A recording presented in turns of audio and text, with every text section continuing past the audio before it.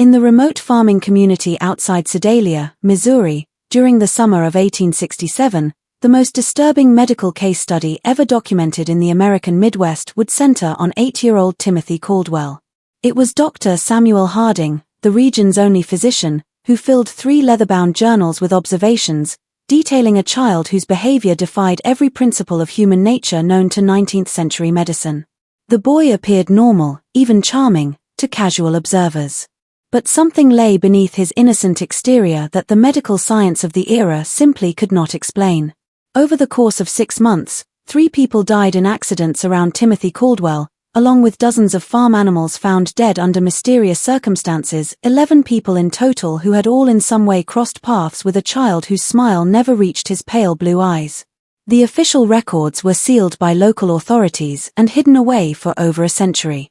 But a darkness is revealed by the truth about Timothy Caldwell, one that challenges everything we thought we knew about the capacity for evil in childhood. Before we continue with the story of Timothy Caldwell and the terror that gripped Sedalia County, if this story intrigues you, make sure you subscribe to our channel and ring that notification bell so you never miss our deep dives into America's darkest historical mysteries. And we'd love to hear from you, so please let us know in the comments what state or city you're listening from. Our community of mystery enthusiasts around the world is something we love hearing from. It was not with violence, but with loss, that the events began which would make Timothy Caldwell infamous. The Missouri of 1867 was a state still bleeding from the wounds of civil war. To distant battlefields, towns like Sedalia had sent their young men to die, leaving behind widows and orphans, and communities that were struggling to rebuild. The Caldwell farm, nestled in a valley 15 miles south of town, had once been prosperous. Dreams of raising cattle and corn were what James and Martha Caldwell had built their homestead with, but those dreams died with James at the Battle of Wilson's Creek in 1861. Martha tried to maintain the farm alone, but in the bitter winter of 1865, consumption took her lungs. Their son, Thomas, barely 21, inherited land he couldn't work and debts he couldn't pay. When word was received by Thomas that his brother William had died at Andersonville prison, leaving behind a widow and 8-year-old son, he saw both burden and opportunity. The boy Timothy would need a home, and with the endless work of farming, Thomas needed help. Thomas Caldwell was a hard man, made harder by war and loss. During their childless years, his wife Sarah had grown sharp-tongued and bitter. For raising a child, neither was particularly suited, especially one who arrived at their door in the spring of 1866, carrying nothing but a small cloth bag and eyes that seemed far too old for his young face. Timothy Caldwell was small for his age, with pale skin that burned easily in the Missouri sun, and blonde hair that his Aunt Sarah kept cut short to keep the lice away. Of his life before the farm, he spoke little, offering only fragments when pressed. His father had been a soldier. Blood was what his mother had coughed. After she died, for a while he had lived with neighbors. What struck adults most about Timothy was his politeness. "Yes, sir," and "yes, he always said. About work or punishment, he never complained. He seemed in every way to be the model of a well-behaved child. Dr. Samuel Harding first encountered Timothy in June of 1866 when the boy accompanied his uncle to town for supplies. A graduate of the Missouri Medical College and one of the few formally trained physicians west of St. Louis, Harding had developed a keen eye for reading people during his years treating both Union and Confederate soldiers. Something about the Caldwell boy unsettled him, though what it was he couldn't identify. The child was perfectly respectful, Harding would later write in his journal. Directly, he answered questions, maintained appropriate eye contact, and displayed none of the fidgeting or shyness typical of rural children encountering strangers. Yet, in his presence, I found myself deeply uncomfortable. His gaze held an intensity that seemed to suggest I was being studied by him with the same clinical interest that I typically reserved for my patients. The farming community around Sedalia was small enough that everyone knew everyone else's business. The Caldwell farm was isolated, but not so isolated that things weren't noticed by neighbors. Mrs. Eleanor Patterson, whose property bordered the Caldwell land, would often see Timothy working in the fields or tending to the livestock. To her husband, she remarked that the boy worked with unusual focus for a child his age, never seeming to tire, never stopping to play or rest, as children naturally do. It was like watching a little machine, she told her husband Samuel over dinner one evening. From sunrise to sunset he'd worked steady, never complaining, never slowing down. For a boy to have no play in him at all, it ain't natural. The Patterson farm kept chickens, and Elelenina noticed that her birds became agitated whenever Timothy was near the property line. Together they would cluster, squawking and ruffling their feathers, refusing to venture close to the fence that separated the properties. Her husband dismissed it as coincidence, but Elelenina couldn't shake the feeling that something about the boy was sensed by the animals that humans missed. The first death occurred on a sweltering afternoon in August 1866. Little Mary Fletcher, age 5, was the daughter of the town blacksmith and known throughout the community for her bright laugh and tendency to wander. She had been playing near Willow Creek, a shallow stream that ran between several properties, including the Caldwell farm. Her body was found by Timothy. He arrived at the Fletcher home just as the family was preparing for supper, his clothes damp and his face pale with what appeared to be genuine distress. "Mrs. Fletcher," he said, his voice steady despite his obvious agitation. "I found Mary by the creek. She's not breathing." The search party that rushed to the creek found Mary Fletcher face down in water barely 18 inches deep. Dr. Harding, summoned immediately, determined that the child had drowned, a tragic but not uncommon accident in rural areas where children played unsupervised near water. What troubled Harding was not the death itself, but Timothy's account of discovering the body. An unusually detailed description was provided by the boy of exactly where Mary had been found, the position of her body, and the condition of her clothing. When pressed about how he had come to be in that particular spot at that particular time, Timothy explained that he had been looking for a lost calf. The boy's recall was remarkably precise, Harding noted in his journal. He could describe the exact position of the deceased child's limbs, the way her dress had been caught on a submerged branch, even the color of the water around her face. For a child who claimed to be frightened and upset by the discovery, such attention to detail seemed unusual. When questioned, Thomas Caldwell confirmed that one of their calves had indeed gone missing that morning, and that Timothy had been sent by him to search the creek area. The calf was found 2 days later, healthy and grazing in a meadow nearly a mile from where Mary Fletcher had drowned. The Fletcher family, devastated by their loss, received Timothy's sympathy with gratitude. He had, after all, been the one to find their daughter and alert them immediately. At the funeral, Timothy sat quietly with his aunt and uncle. His head was bowed respectfully throughout the service. When the family thanked him for his quick action in alerting them, he accepted their gratitude with appropriate somberness. "I wish I could have found her sooner," he told Mary's father, his voice carrying just the right note of regret and sorrow. But Elelenina Patterson, watching from across the church, noticed something that nagged at her for days afterward. When Mary Fletcher's mother collapsed in grief during the service, when the sight of the small coffin reduced grown men to tears, Timothy Caldwell's expression never changed. His head was bowed in apparent sorrow, but when he thought no one was looking, his pale blue eyes remained dry and watchful, taking in every detail of the scene around him. The second death came 3 weeks later. Old Henrik Len, a Norwegian immigrant who had worked as a logger before arthritis forced him into retirement, was found at the bottom of a rocky outcrop known locally as Devil's Bluff. The bluff overlooked the creek where Mary Fletcher had drowned, and Henrik was known to climb there regularly to check on the wild beehives he tended. Once again, Timothy Caldwell was involved in the discovery. He had been walking home from town when he spotted something unusual at the base of the bluff. "I saw Mr. Ison's hat caught on a thorn bush," Timothy told the gathering crowd. "I called out to him, but got no answer, so I climbed down to look. Henrik Larsson was dead, his neck broken from what appeared to be a fall from the top of the 40-foot bluff. Dr. Harding's examination revealed that the old man had likely died instantly upon impact. The only unusual aspect of the scene was the presence of several dead bees scattered around the body, far more than would typically be found away from a hive. Mr. Larsson knew those bluffs better than any man in the county, Samuel Patterson told Dr. Harding after the examination. For 3 years he'd been climbing up there. Never had so much as a stumble. It don't make sense he'd fall now. When questioned, Timothy suggested that perhaps the old man had been stung by bees and lost his footing. He was always talking about how angry they get when you disturb them, the boy said.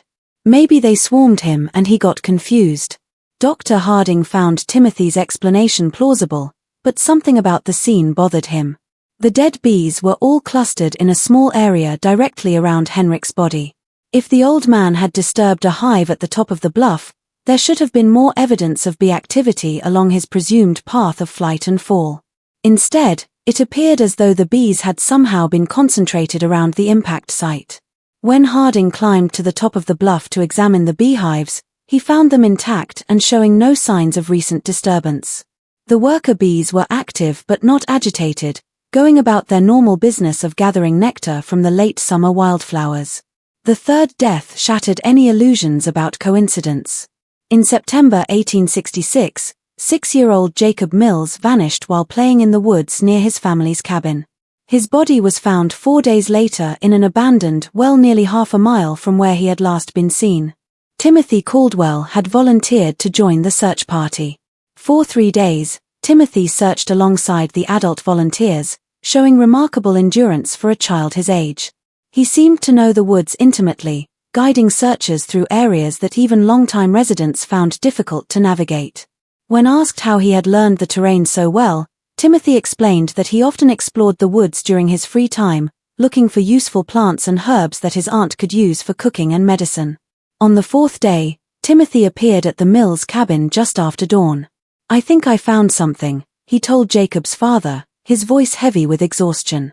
"There's an old well about a half-mile north of here. I heard what sounded like crying."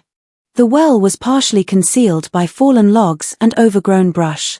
Jacob Mills was at the bottom, alive but barely conscious, suffering from dehydration and exposure. Dr. Harding was summoned immediately, but the boy died within hours of being pulled from the well, his small body unable to recover from the ordeal. The child had been at the bottom of that well for nearly 4 days, Harding wrote in his journal. Troubling questions are raised by the fact that Timothy Caldwell was able to locate him in such an obscure location. How extensive is the boy's knowledge of the local terrain? What other hidden dangers might he be aware of? More troubling still was Timothy's behavior during Jacob's final hours. While the Mills family maintained a vigil around their dying son, Timothy sat quietly in the corner of the cabin, apparently praying. But Dr. Harding, positioned where he could observe the boy without being noticed, saw something that deeply disturbed him. Timothy wasn't praying. His lips were moving, but his eyes were fixed on Jacob Mills with an intensity that seemed almost scientific. He appeared to be cataloguing every detail of the dying child's condition, the labored breathing, the pale skin, the way consciousness flickered in and out. When Jacob finally died, Timothy's expression showed no grief or shock. Instead, there was something that Harding could only describe as satisfaction. After the funeral, Dr. Harding made an excuse to visit the abandoned well where Jacob had been found. The site troubled him for reasons he couldn't articulate. The well was indeed well hidden, concealed by natural debris that would have taken considerable effort to move. Yet Timothy had claimed to hear crying from this location, a claim that seemed improbable given the depth of the well and the amount of brush covering it. As Harding examined the scene more carefully, he noticed something that the initial rescue party had missed in their urgency to save Jacob Mills. Around the rim of the well, the debris had been arranged with unusual precision. Logs and branches that should have fallen randomly showed signs of deliberate placement, creating a natural-looking camouflage that would be nearly impossible to spot unless one knew exactly where to look. The implications were too disturbing to voice aloud, but Harding could not shake the suspicion that Jacob Mills had not simply fallen into the well. Someone had placed him there, and someone had carefully concealed the location until the boy was too weak to survive rescue. That evening, Harding began keeping detailed notes about Timothy Caldwell. If his suspicions were correct, the boy posed a danger to the entire community. But suspicions were not evidence, and evidence was exactly what Harding lacked. The problem was that Timothy Caldwell was by all appearances a model child. He attended church regularly with his aunt and uncle, sitting quietly through services and reciting prayers with appropriate reverence. He worked diligently on the farm, completing tasks that would challenge many adult workers. He spoke respectfully to his elders and showed proper deference to authority figures. Most importantly, Timothy had plausible explanations for his presence at each tragedy. He had been looking for a lost calf when he found Mary Fletcher. He had been walking home from town when he spotted Henrik Lenn's hat. He had volunteered to help search for Jacob Mills, as any concerned member of the community would do. But Harding's medical training had taught him to look beyond surface appearances. In treating wounded soldiers, he had learned to recognize the signs of men who killed not from patriotic duty or desperate necessity, but from something darker and more fundamental. A coldness was in such men, a disconnection from normal human emotion that manifested in subtle ways, too little reaction to horror, too much interest in suffering, an ability to discuss violence with clinical detachment. All of these characteristics were displayed by Timothy Caldwell, but compressed into the body and face of an 8-year-old child. Dr. Harding's investigation began in earnest in October 1866. Using his position as the community's physician, he made regular visits to farms and homes throughout the area, ostensibly checking on the health of families still recovering from the hardships of war. In reality, he was gathering information about Timothy Caldwell. What he discovered painted a disturbing picture of a child who seemed to exist at the center of an ever-widening circle of misfortune.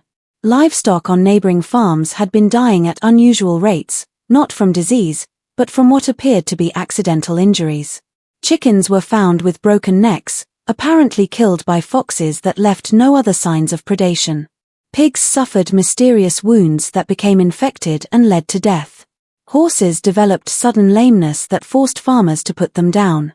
Mrs. Eleanina Patterson confided to Dr. Harding that she had lost 17 chickens in the past 2 months. "It's the strangest thing," she said. "They're dying 1 or 2 at a time, always found in the morning with their necks broken clean. My husband thinks it's foxes, but I've never seen fox sign around the coop. And the way they're killed, it's too neat, too." When Harding examined the most recent casualties, he found evidence that supported Eleanor's suspicions. The chickens had been killed with precise force applied to specific points on their necks, a technique that required considerable knowledge of anatomy. It was not the random violence typical of predator attacks, but something much more deliberate and controlled. Similar patterns emerged on other farms. James Wickham had lost 3 calves to what he described as freak accidents, animals that had somehow managed to strangle themselves on ropes or wedge their heads in fence rails in ways that defied logical explanation. Robert Dunham's prize bull had fallen into a ditch and broken its leg despite being one of the most sure-footed animals in the county.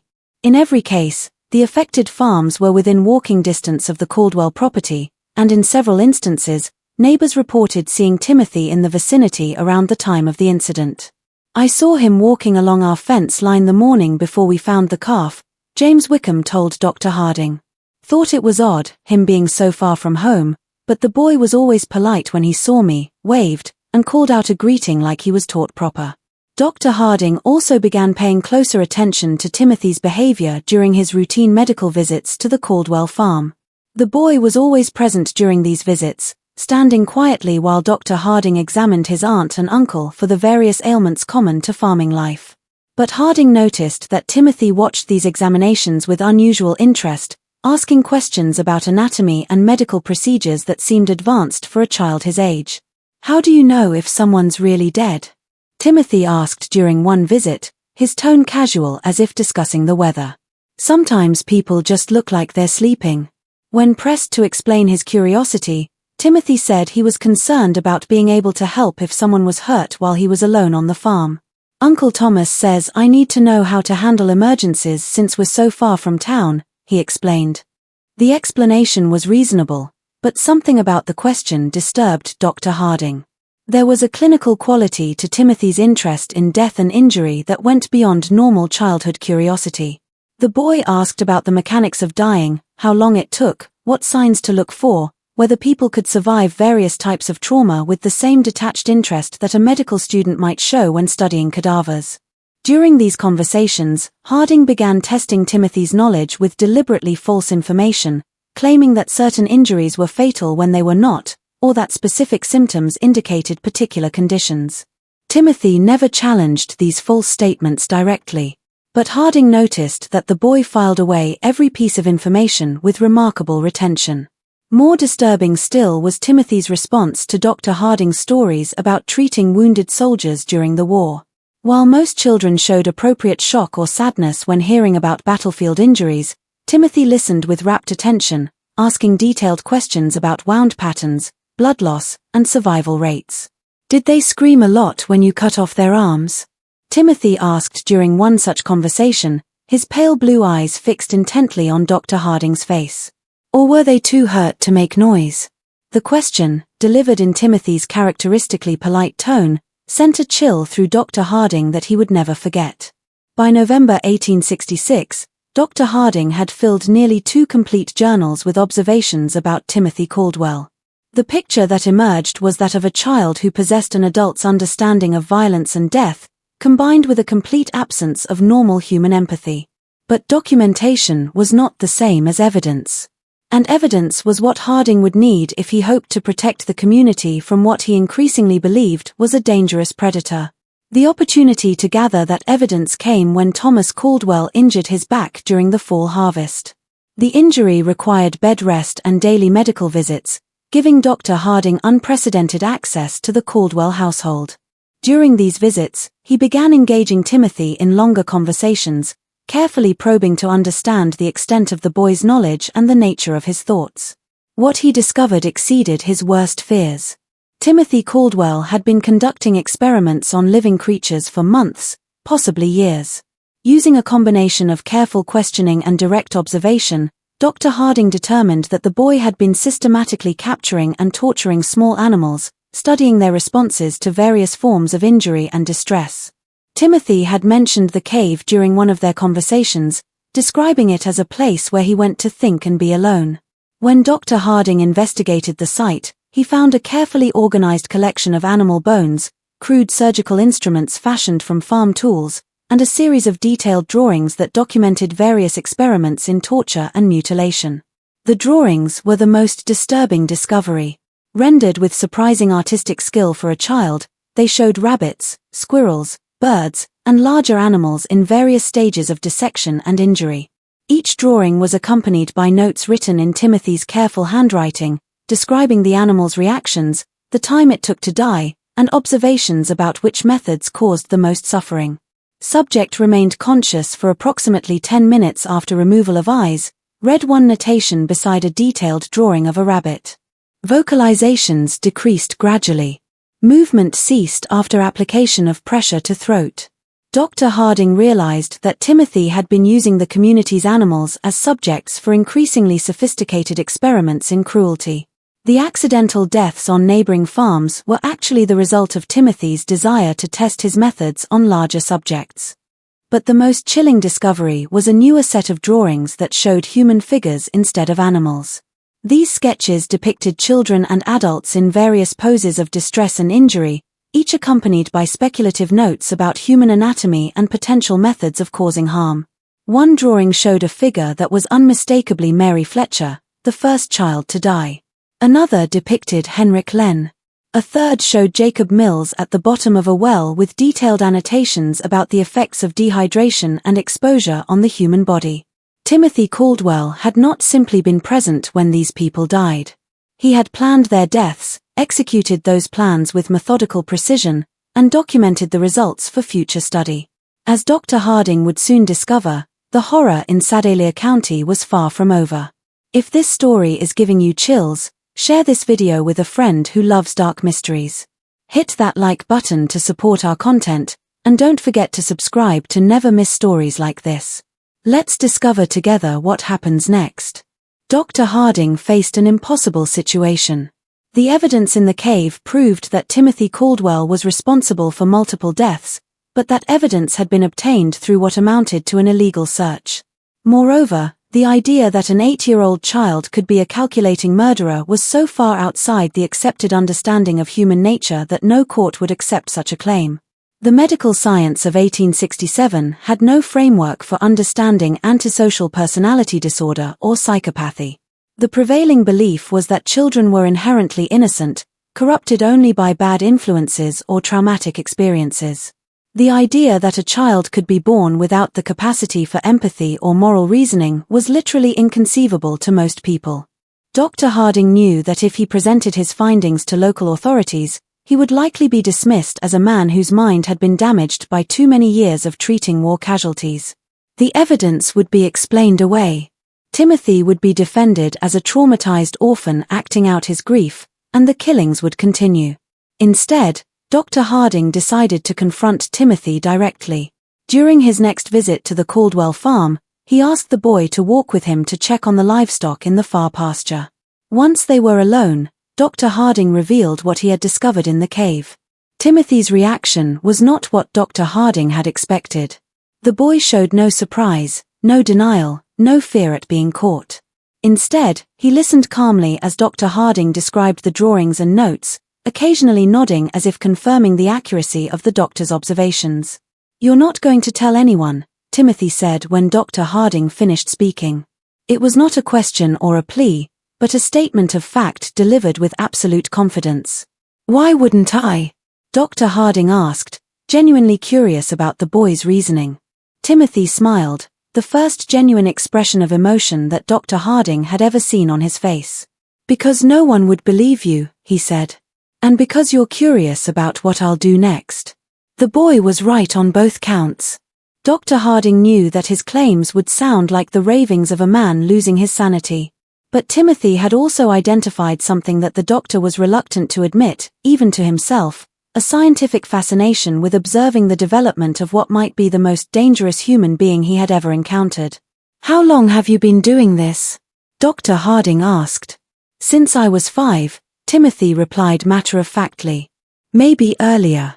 I started with insects, then mice, then bigger things.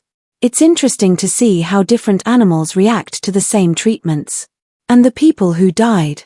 Timothy shrugged. "They were experiments, too. I wanted to see if people would react the same way as animals. They do mostly, but they're better at understanding what's happening to them. That makes it more interesting." Dr. Harding felt a chill that had nothing to do with the November air. "What are you planning to do next?" Timothy considered the question seriously before answering. "I need to find out what happens when you hurt someone who trusts you completely. Someone who wouldn't suspect anything until it was too late." The implication was clear. Timothy was planning to kill his aunt and uncle. Dr. Harding knew he had perhaps days, possibly only hours, before Timothy acted on his plans. The boy had revealed his intentions with the casual confidence of someone who believed himself untouchable, and past experience suggested that Timothy did not delay once he had decided on a course of action. That evening, Dr. Harding visited Sheriff William Crawford in Sedalia. Crawford was a practical man who had served with distinction in the Union Army and had little patience for theories or speculation. But he also trusted Dr. Harding's judgment and was willing to listen to evidence regardless of how unusual the circumstances might be. Dr. Harding presented his case carefully, focusing on verifiable facts rather than psychological theories. He showed Crawford the drawings and notes from the cave, pointed out the pattern of deaths and accidents surrounding Timothy, and documented the boy's unusual knowledge of anatomy and violence. Most importantly, Dr. Harding revealed Timothy's stated intention to kill his aunt and uncle. This was information that could not be ignored, regardless of the source. "Even if half of what you're telling me is true," Sheriff Crawford said after reviewing the evidence, examining each disturbing drawing with growing alarm. "We can't arrest a child for drawings and suspicions, but we can watch him, and we can be ready to act if he tries anything." Crawford studied the anatomical precision of Timothy's sketches, noting details that even his experience as a Civil War veteran hadn't prepared him for. The two men spent hours developing their strategy, bringing in Crawford's most trusted deputies, men who had served under him during the war and could be counted on to remain steady under pressure. Dr. Harding and Sheriff Crawford developed a comprehensive plan. Dr. Harding would arrive at the Caldwell farm at his usual time, bringing laudanum ostensibly for Thomas's pain management, but actually to keep both Thomas and Sarah sedated enough to prevent Timothy from harming them easily. Sheriff Crawford and his deputies would position themselves strategically around the farm property, close enough to respond quickly, but far enough away to avoid detection. The plan was put into effect the following morning. As Dr. Harding approached the farmhouse in his buggy, he noticed immediately that something was different. The usual morning sounds of farm activity, chickens pecking in the yard, pigs grunting in their pen, were absent. The property held an unsettling quiet that made his skin crawl. Timothy appeared in the doorway before Dr. Harding had even climbed down from his buggy. The boy stood perfectly still, his pale blue eyes tracking the doctor's movements with predatory focus. He was dressed in his usual work clothes, but Dr. Harding noticed that Timothy's sleeves were rolled up past his elbows, and his hands appeared to have been scrubbed recently, the kind of thorough cleaning that suggested preparation for messy work. "Good morning, Dr. Harding," Timothy said, his voice carrying its characteristic politeness. But something underneath had changed. There was an anticipation there, an excitement that the boy was struggling to contain. "I've been waiting for you." The words sent a chill through Dr. Harding. Timothy's use of waiting suggested that he had been expecting this visit. Had perhaps even been counting on it as part of whatever plan he had set in motion. Inside the house, Dr. Harding found Thomas and Sarah Caldwell in their bedroom, both apparently sleeping peacefully. But as he approached Thomas's bed to check his condition, he noticed that the man's breathing was unusually shallow, and his skin had taken on a grayish pallor that suggested more than natural sleep. "What did you give them?" Dr. Harding asked quietly, not turning to look at Timothy, but knowing the boy was watching every move he made. "Just some herbs I found in the woods," Timothy replied, his tone innocent, but his choice of words deliberate. "There are so many interesting plants growing wild around here. Some of them have very useful properties." Dr. Harding checked Thomas's pulse and found it weak but steady. Sarah showed similar symptoms. She was deeply unconscious but still alive. Whatever Timothy had used, he had been careful about the dosage. The boy wanted his victims helpless but alive, at least for now. "They're not going to wake up for several hours," Timothy continued conversationally. "That should give us plenty of time to talk without interruption." The conversation that followed was unlike anything Dr. Harding had ever experienced. Timothy spoke about murder and torture with the clinical detachment of a medical professor discussing anatomy. He described his experiments on animals and humans with scientific precision, explaining his methodologies and the insights he had gained from each death. "Mary Fletcher taught me that drowning is actually quite slow," Timothy said, settling into a chair as if beginning a pleasant afternoon chat. "Everyone thinks people just slip under the water and disappear, but that's not how it works at all. There's struggling and panic and this interesting pattern of breathing attempts before the person finally gives up. I had to hold her down for almost 3 minutes before she stopped fighting." Dr. Harding felt his blood turn to ice. "You held her under the water?" Timothy nodded eagerly. "She was playing by the creek, and I told her I'd found a pretty stone on the bottom.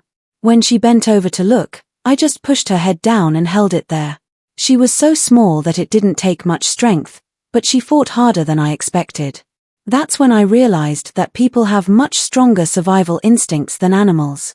"And Henrik Larsson, that was more complicated," Timothy admitted. "I couldn't overpower him physically, so I had to be more creative. I knew he checked his beehives every Thursday morning, so I went up to the bluff the night before and loosened some of the stones along the edge. Then I collected bees from one of his hives and put them in a cloth bag." Timothy's eyes gleamed as he described his methodology. "When Mr. Len climbed up to check the hives, I was waiting behind some rocks. I threw the bag of bees at his face and started shouting that there was a massive swarm attacking him.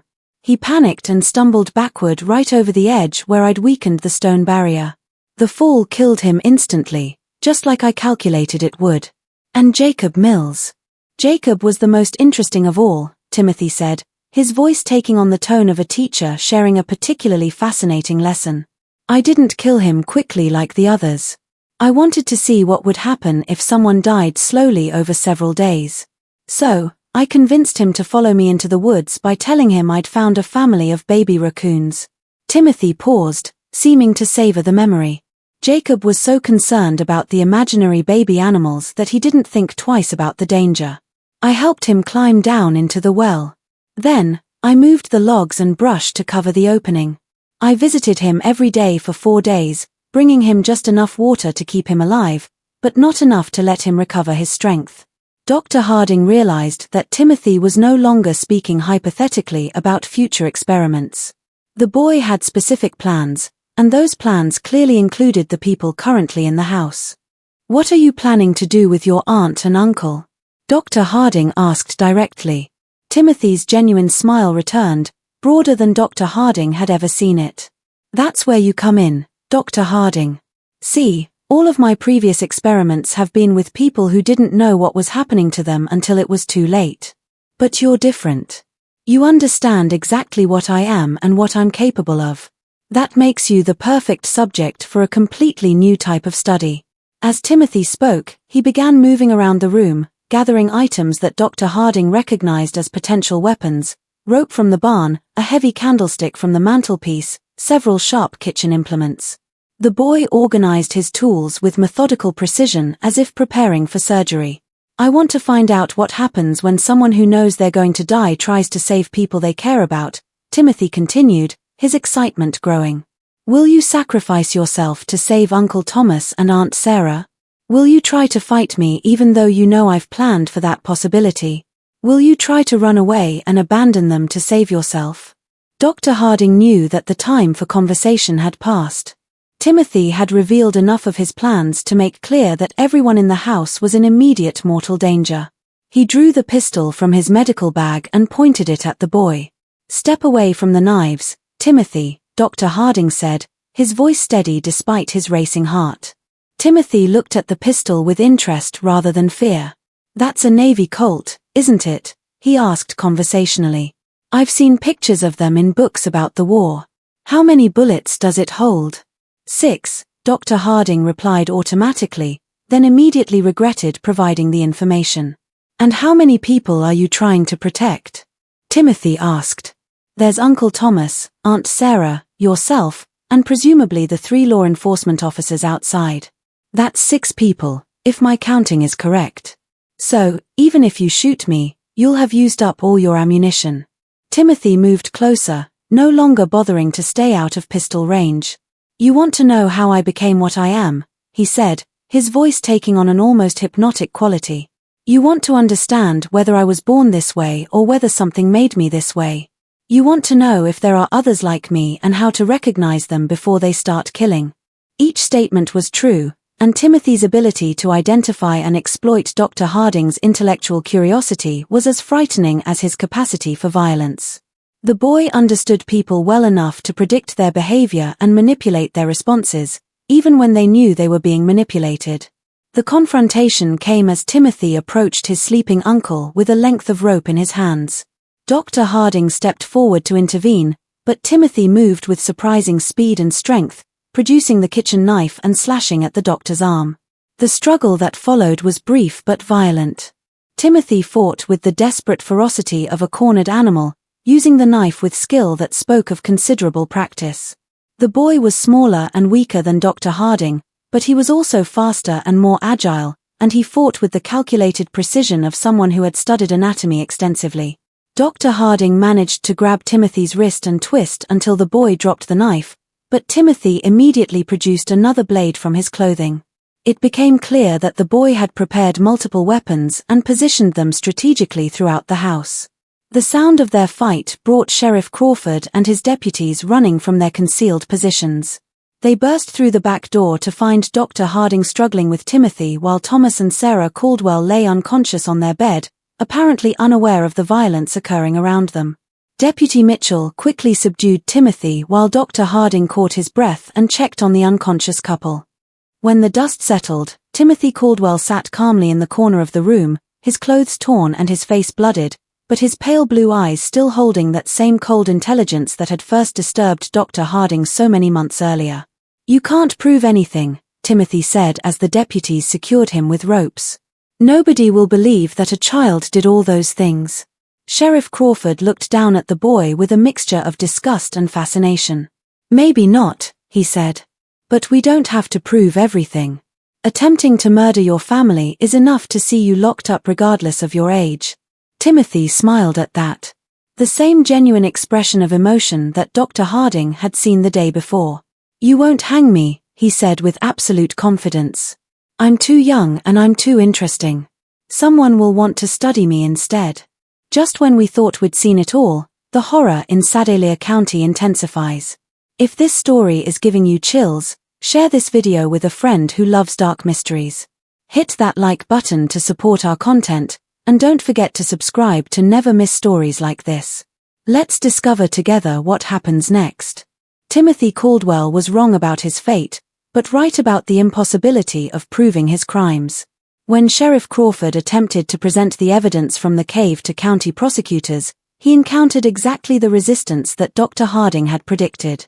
The drawings and notes were dismissed as the products of a disturbed child acting out trauma from his parents.